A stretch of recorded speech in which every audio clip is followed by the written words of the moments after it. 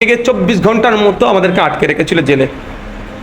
24 ঘন্টা আমাদের আটকে রেখেছিল। পরে আইনের চড় খেয়ে মুখ ফুলিয়ে বাড়ি গিয়েছে পুলিশ প্রশাসন, আমরা বুক ফুলিয়ে বাইরে বেরিয়ে মালা পড়েছি।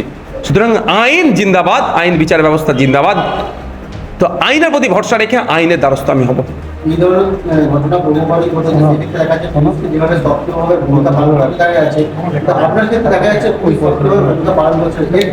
আমার বিরুদ্ধে সক্রিয়, আমাকে আক্রমণের ক্ষেত্রে সক্রিয় এরা, কিন্তু কে আক্রমণ করলো তদন্তের ক্ষেত্রে এরা নিষ্ক্রিয়।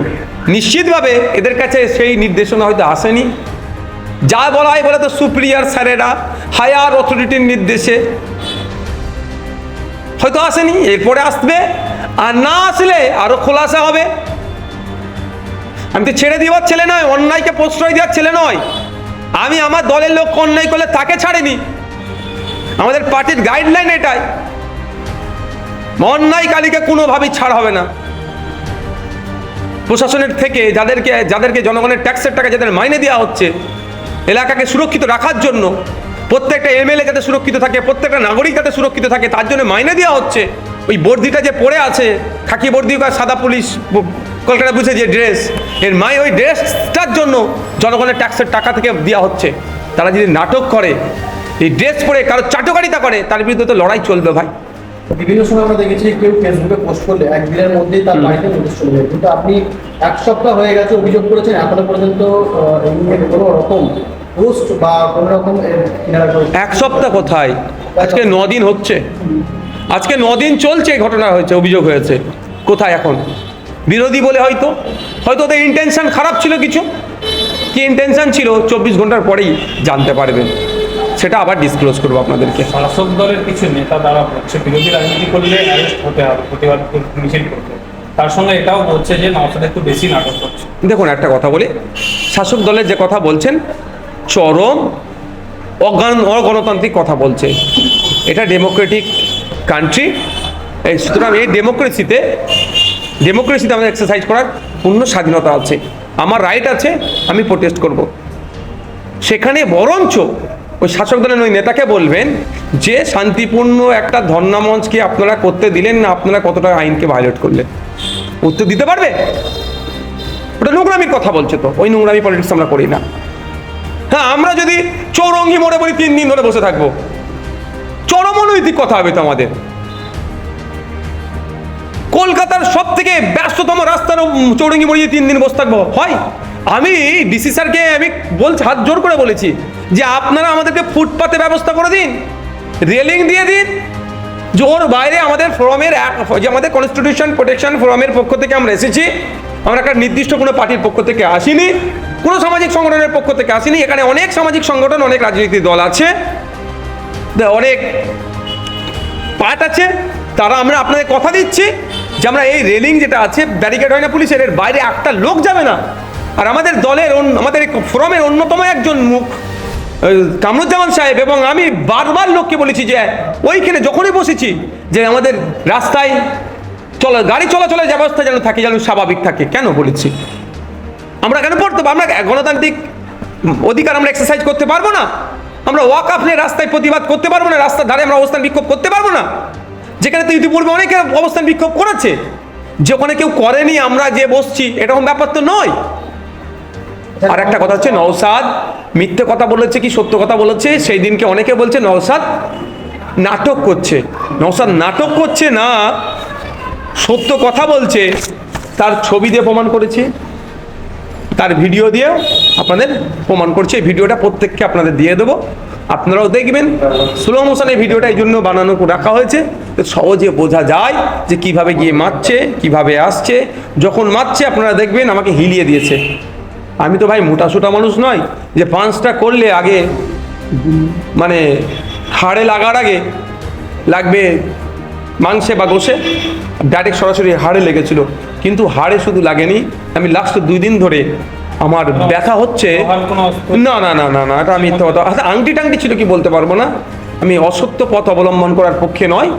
লোহার কোনো জিনিস আমি দেখিনি, আমি ওটা হাত দেখিনি, হাতে কি ছিল হয়তো থাকলে আংটি থাকতে পারে বা নাও থাকতে পারে, ওই বিতর্কে আমি জড়াবো না।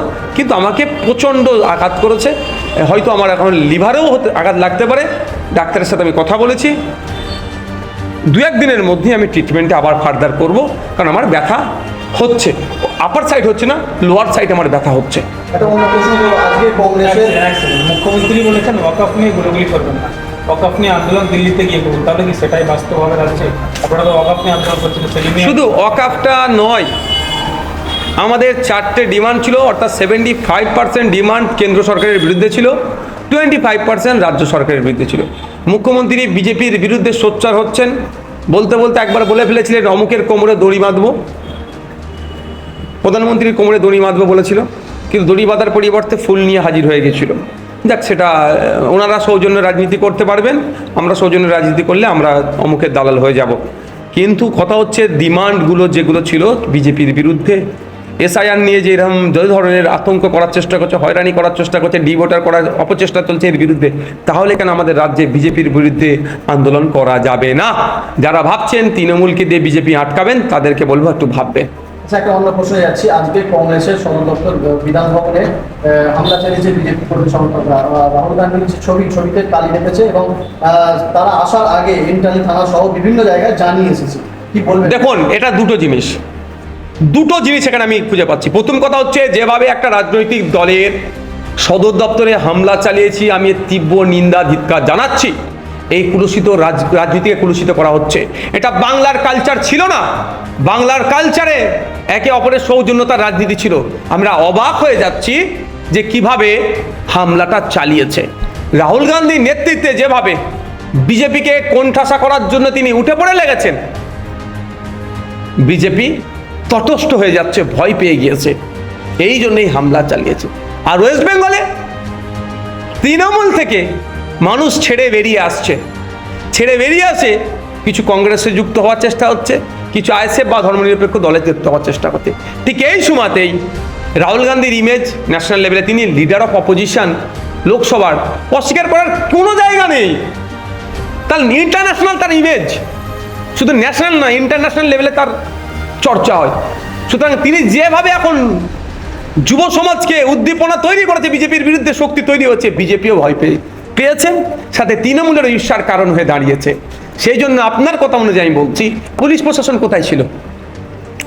একটা রাজ্য অফিস, আইবি কোথায় ছিল? ডিআইবি কোথায় ছিল? এসবিরা কোথায় ছিল? আমরা কিছু করলে একদম পুলিশদের ঘেরে আমাদেরকে লাঠি চার্জ, বুকে কিল মেরে তুলে নিয়ে চলে যাচ্ছেন। আমাদের প্রথম সারি নেতৃত্বরা যারা ফোরামের, তাদেরকে 24 ঘন্টা জেল খাটালেন, এমন ধারা দিয়েছিলেন, বেশ কয়েকদিন জেলে রাখতেন, পুলিশ কাস্টাডি, জেল কাস্টাডিতে রাখার চেষ্টা করেছিলেন। আমাদের আইনজীবীদেরকে ধন্যবাদ জানাবো, তারা আইনি লড়াইয়ে আমাদেরকে জামিন করিয়েছে। আর এই ঘটনা ঘটছে, আপনারা জানেন না? এই ঘটনাতে বিজেপি যতটা দায়ী, বিজেপি যতটা যুক্ত, আমি মনে করছি সঠিক ইনভেস্টিগেশন হলে তৃণমূল প্রশাসনকে চুপ রেখে অতটাই রাজনৈতিক ফায়দা নেওয়ার চেষ্টা করছে। আমি আশা করব এই ঘটনা যারা ঘটিয়েছে একটাও না ছাড় পাই। এই পশ্চিমবাংলার সৌজন্যের রাজনীতিকে যারা বিনষ্ট করার চেষ্টা করছে, তাদের বিরুদ্ধে আইনি লড়াই প্রশাসন করবে। কিন্তু কোন প্রশাসন করবে এটা ভাবার বিষয়। বলছেন আপনারা এন্টালি থানা, হ্যাঁ, আরও কোনো থানা নাকি জানতো, তারপরেও যাদেরকে রিজেস্ট করেনি বা আটকায়নি, তাহলে সেই প্রশাসন করবে আমার সন্দেহ হচ্ছে।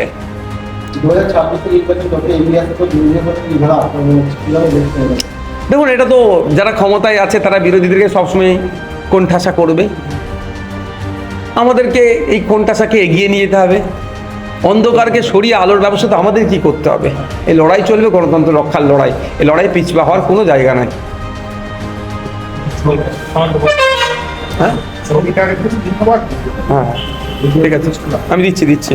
অ্যাড্রেসটা পুরো ডিসক্লোজ করা যাবে না, বুঝতে পারলেন?